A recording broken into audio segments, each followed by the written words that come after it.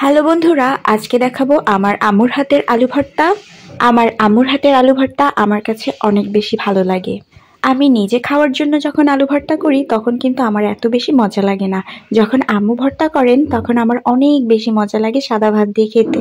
আলু ভর্তা করার জন্য এখানে শুকনো মরিচ, কাঁচা মরিচ, পেঁয়াজ, লবণ দিয়ে খুব ভালো মতো আগে হাতের সাহায্যে মেখে নেওয়া হচ্ছে। এরপরে আলুগুলো সুন্দর করে চটকিয়ে চটকিয়ে এরকম ভর্তা করে নেওয়া হচ্ছে। তারপরে সব কিছু একসাথে হাত দিয়ে ভালো করে মেখে নিতে হবে।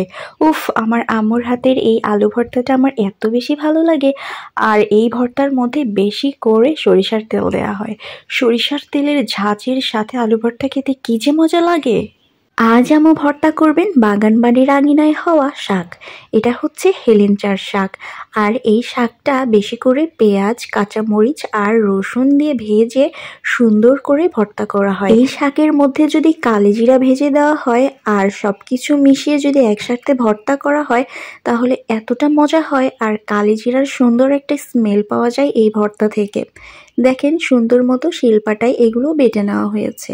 এই ভর্তাটা না শিলপাটা দিয়ে বাটলে বেশি ভালো লাগে, সাদা ভাতের সাথে অনেক বেশি মজা।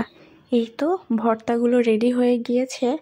এখানে আছে আলু ভর্তা আর হেলেঞ্চার শাক ভর্তা। আমার আম্মুর হাতের আলু ভর্তা আমার অনেক বেশি পছন্দের। এই তো সকালবেলা ভাত নিয়ে নিয়েছি।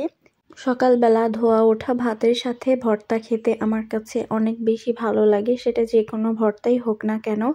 আর আমার আম্মুর হাতের আলু ভর্তা তো আমার অলওয়েজ অনেক বেশি পছন্দের। প্রথমে আমি খাওয়া স্টার্ট করলাম আলু ভর্তা দিয়ে। আলু ভর্তাটা শুকনো মরিচ আর কাঁচা মরিচ দিয়ে ভর্তা করা হয়েছে। আমার কাছে লাল লাল আলু ভর্তা খেতেই বেশি ভালো লাগে। আর আলু ভর্তার লাল কালারটা আসেই শুকনো মরিচ থেকে। আর বেশি করে পেঁয়াজটা যদি তেলে ভেজে নিয়ে ভর্তা করা হয় তাহলে তো কোনো কথাই নেই। ভর্তা থেকে ভাজা পেঁয়াজ, শুকনো মরিচের একটা সুন্দর স্মেল আসে। ভাতের সাথে মেখে খেতে আমার কাছে একদম দারুণ লাগে। এর সাথে যদি একটু ঘি হয় তাহলে তো কোনো কথাই নেই। আমার কাছে শীতকালীন সময়ে এরকম ভর্তা ভাত খেতে অনেক বেশি ভালো লাগে। ভাতটা যদি একটু হালকা নরম হয় তাহলে আরও বেশি ভালো লাগে। ভর্তার সাথে নরম ভাতটাই আমার কাছে ভালো লাগে।